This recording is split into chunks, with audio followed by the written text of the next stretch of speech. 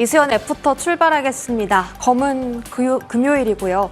어제는 축포, 오늘은 공포. 그런데 같은 키워드 안에서 어제와 오늘의 분위기가 다릅니다. 금리 인하고요.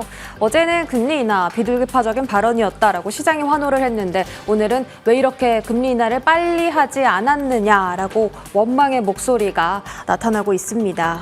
추가 하락시 대응 전략, 다음 주 주요 일정 체크를 하면서 오늘은 테마의 흐름보다는 시장 전략 위주로 설명을 드려보겠습니다. 지수 흐름 보시면 지금 아시아 증시 전체적으로 다 4% 안팎의 눌림 현상 나오고 있습니다. 니케이나 대만 각권은 5%까지 떨어지는 모습이고 오후장에 추가 낙폭이 발생합니다. 코스피는 2667선까지 내려가면서 3% 급락이고요. SK 하이닉스가 지금 시간 주가가 10% 정도 지금 두 자릿대까지 밀려나는 현상이 나오고 있습니다. 코스닥도 상황은 다르지 않고요. 역시나 낙폭이 오후장에 더 확대되는 구간이고 일중 저점인 778선을 지나갑니다. 4% 이상의 하락, 수급 좀 챙겨보시면 일단 외국인 기관 현물 시장에서 동반 순 매도는 계속 확대되고 있습니다. 현재 외국인의 8,800억 원대, 기관도 7,300억 원대 매도고요. 그동안 많이 사들였던 반도체나 실적 종목들에서도 다 매물 출회가 나오고 있습니다. 코스닥에서도 외인 기관 동반 매도, 외국인 1,700억 원대 매도 보이고 있고요. 개인들이 지금 시장 방어에 나서주고 있긴 하지만 정말 역부족이죠. 거기다가 지금 선물 시장에서 2조 원 넘게 탈자세 펼쳐나가고 있습니다. 다음 주에 옵션 만기일인데 미리 선물 시장에서 좀 청산하고 있다라는 해석도 나오고 있습니다. 그럼 지수가 추세 하락에 접어든 걸까요? 일단 증권가의 입장은 아니다 이긴 합니다. 배드 이즈 굿에서 배드 이즈 배드로 이제 시장이 인식하기 시작한다라고 하죠. ISM 제조업 지표가 어제 발표되면서 장중에 급격하게 나스닥이 추락하고 지수가 전반적으로 다 떨어졌습니다. 중소형까지 다 떨어졌고요. 이게 이 제조업이 부진하다 보니까 고용까지 둔화되는 모습이 나올 수 있다. 이 연결고리가 강해지는 현재 구간이라고 해석을 하면서 경기 침체 우려가 갑자기 이렇게 자그마했던 공이 급격하게 몇 시간 만에 확장이 됐습니다. 이게 안전자산 선호도가 그래서 높아지다 보니까 주식시장에 있는 자금이 다 채권으로 몰리면서 채권 수익률이 굉장히 많이 떨어졌습니다. 10년물 국채금리가 4%를 밑돌 정도로 굉장히 채권 쪽에 수요가 많이 몰렸고요. 그런 가운데 또 방어적으로 자리를 지켜준 섹터가 있습니다. 미국장에서는 부동산이나 유틸리티, 헬스케어 쪽이었고요.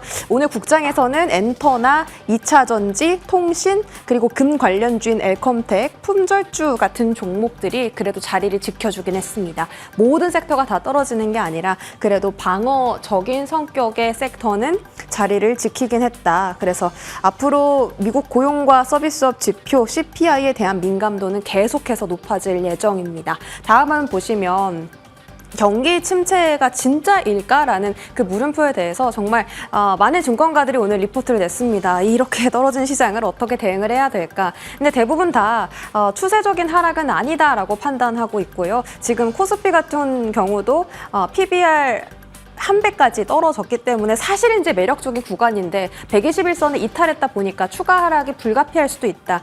그런데 자리 자체는 매력적이라서 매수가 가능한 구간이다라고 의견이 나온 상황이고요. 대신증권에서도 경기 침체 가능성은 제한적일 거다. 아직 하반기 지금 8월, 9월, 10월, 11월, 12월이나 남았는데 그때까지 금리 인하 여력이 많이 남아있지 않느냐. 벌써 어제 하루 만에 이 금리 인하 9월 달에 50bp 인하할 거다라는 가능성이 13%까지 올랐고요. 12월까지 100bp 총 인하할 거다라는 가능성이 30%까지 올랐습니다. 거기다 운임비 상승 이슈 해소되면서 물가 하향 점점 기여할 거다. 단기 경기는 불가피할지라도 추세적인 하락은 아니다라는 거고 미래 에셋에서도 지금 어제 ISM 제조업 지표 조금 떨어지고 신규 실업 수당 청구 건수 조금 오른 거 그 두 개 가지고 이게 지금 그 리세션에 들어갔다고 판단하기가 너무 근거가 부족하다라는 이야기를 했습니다.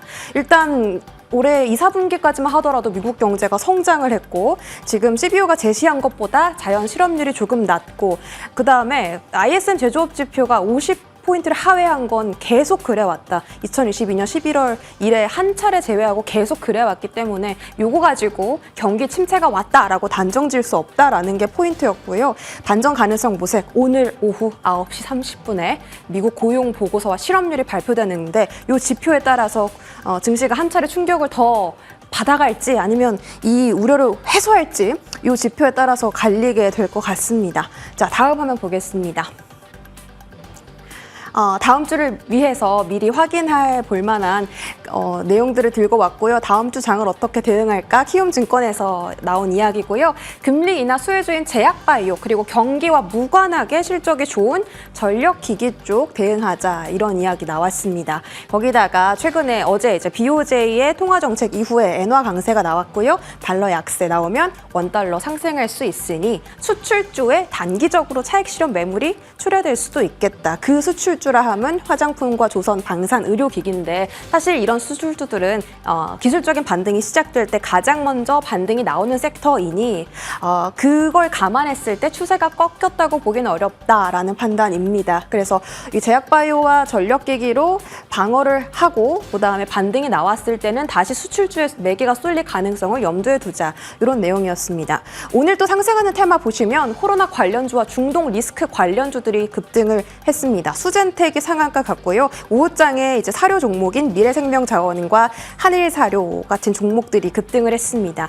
이전에 이제 하마스 지도자의 사건을 말씀을 드렸을 때 이 이슈가 튈 때마다 종목이 또 다시 움직일 수 있습니다 하고 언급을 해드렸는데 지금 시장에 자금이 돌 데도 없고 테마주가 집중받을 수밖에 없는 시장이죠. 이건 이슈에 따라서 계속 좀 이야기 나오는 상황이고 코로나 관련주도 이렇게 오래 갈지 몰랐습니다. 지금 계속 입원 환자가 늘고 있다라고 하는데 이쪽 테마가 계속 집중받을 가능성도 염두에 두시고요. 다음 주 일정 체크해드리도록 하겠습니다. 다음 주 중요도 별 3개의 지표 어떤 게 있을까? 일단 오늘 밤에 그 고용보고서와 실업률이 가장 중요하고요. 뭐 실적 나오는 종목들도 있고 다음 주에 채권 입찰도 많습니다. 채권을 넣은 이유는 이제 채권 수익률이 계속 떨어지면서 이 주식시장에 자금이 나가고 있다는 점을 좀 확인시켜 드린 거고요. 8월 13일 PPI, 8월 14일 가장 중요한 미국의 CPI 발표가 있으니까 이때 한번 변곡점이 올 수 있다는 점, 그리고 엔비디아 실적 발표는 8월 28일입니다. 8월 달에 큰 변동성 몇 가지 잘 체크하시면서 저희 8월 달 장도 잘 버텨보시기 바라겠습니다. 브리핑 여기까지 전해드릴게요.